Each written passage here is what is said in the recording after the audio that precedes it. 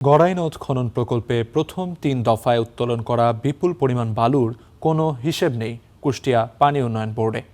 সবশেষ ধাপে ২০১৮ থেকে ২৫ মেয়াদে উত্তোলন করা হয় প্রায় ৪,১৭,০০,০০০ ঘনমিটার বালু, যার মধ্যে মাত্র ১৭ লাখ ঘনমিটার বালু টেন্ডারের মাধ্যমে বিক্রি হলেও হদিস নেই সিংহভাগ বালুর। তথ্য বলছে এরই মধ্যে অন্তত ৩৫০ কোটি টাকার বালু লুট হয়ে গেছে।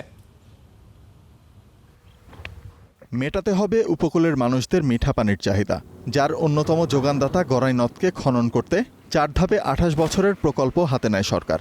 ব্যয় হয় ২,৮৯০ কোটি টাকা।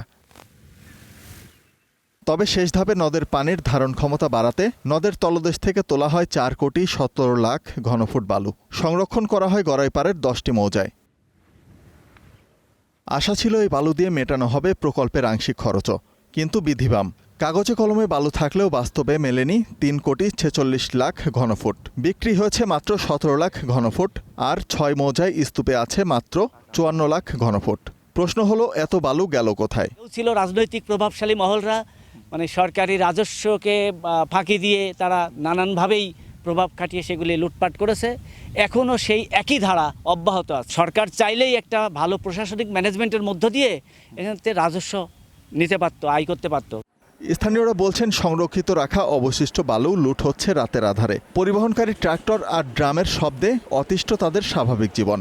রাত 10টার পরে এই কাজ করে। গাড়িকে গাড়ি, আমার যে জনগণ হাজার হাজার জনগণের অসুবিধা করতেছে। কানের মাথা রাখায় ঘুম তো হয় না। টলিটা হাসে দিনে বেড়া চলুক, রাত্রে চলবে কে? রাত্রে কি চুরি করে হাসে চলে কি আমরা তো তা জানি না। বালু লুটের এই মহোৎসবে জড়িতদের বিষয়ে তদন্তের দাবি জানিয়েছেন জেলার সচেতন মহল। এই যে ৩৫০ কোটি টাকা হরিলুট হয়েছে, এতে সরকারের টাকা, জনগণের টাকা। তাহলে এইভাবে যদি তসরুপ হতে থাকে, তাহলে আমরা কিভাবে দুর্নীতিকে রুখবো আমরা? এত বড় ঘটনার পরও টনক নড়েনি পানি উন্নয়ন বোর্ড কুষ্টিয়া সার্কেল প্রধানের। প্রকল্পের যত নথি, যত তথ্য সব ঢাকাতে আমাদের তখন অবদা ভবন ছিল, অবদা ভবনে ওই প্রকল্প অফিস থেকে অবদা ভবনে স্থানান্তর করে ওই নথিপত্রগুলো আমাদের অবদা বিল্ডিংয়ে বুঝাই দিয়ে তারপরে তো প্রকল্প দপ্তর শেষ হয়েছে।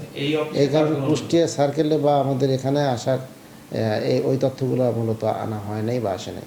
তথ্যমতে ১৯৯৭ সাল থেকে ২০১৭ সাল পর্যন্ত প্রথম ৩ ধাপের খননে কি পরিমাণ বালু নদ থেকে অপসারণ ও বিক্রি হয়েছে তার কোনো হদিস দিতে পারেনি কুষ্টিয়া পানি উন্নয়ন board. Desk report, star news.